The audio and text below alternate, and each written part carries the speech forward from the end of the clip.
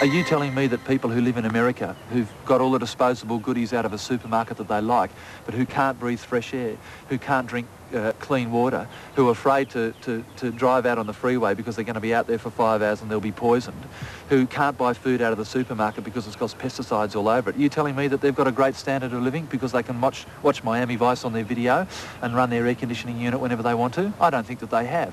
And I think that most people, when they think about it for a moment, will recognise that there are certain things that they could very easily do without if it meant the perpetuation of the ecosystem.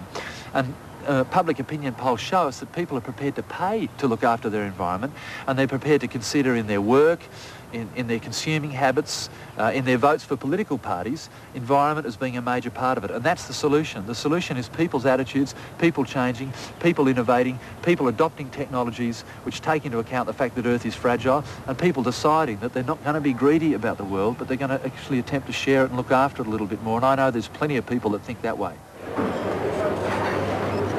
Hi. Lunch. And it comes wrapped in plastic. Plastic's marvellous stuff, isn't it? Keeps your food fresh and the coffee hot.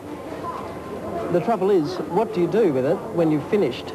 If you're a socially responsible person, like me, you'll dispose of it thoughtfully. But that's just where the problem starts.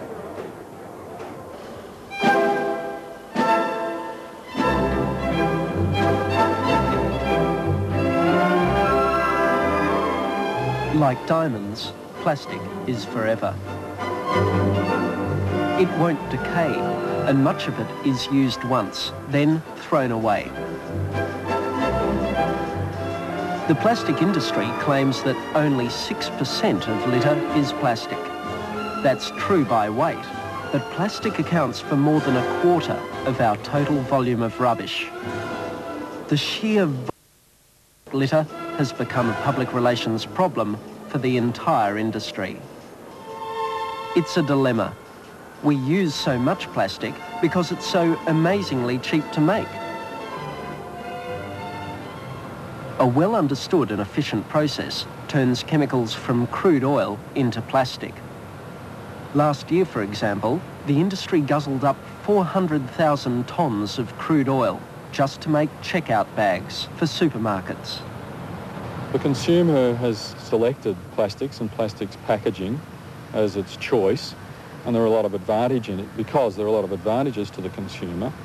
For example, it's very easy for them to take it home in plastics, but not only that, it is relatively cheaper because the products wrapped in plastics, particularly foods, there's not the same sort of wastage. Plastic is an indispensable part of the modern world, and we use more and more. But the environmental quarrel is with the inappropriate use of plastic for disposable wrapping. Approximately a quarter of all plastic will be discarded 30 seconds after use.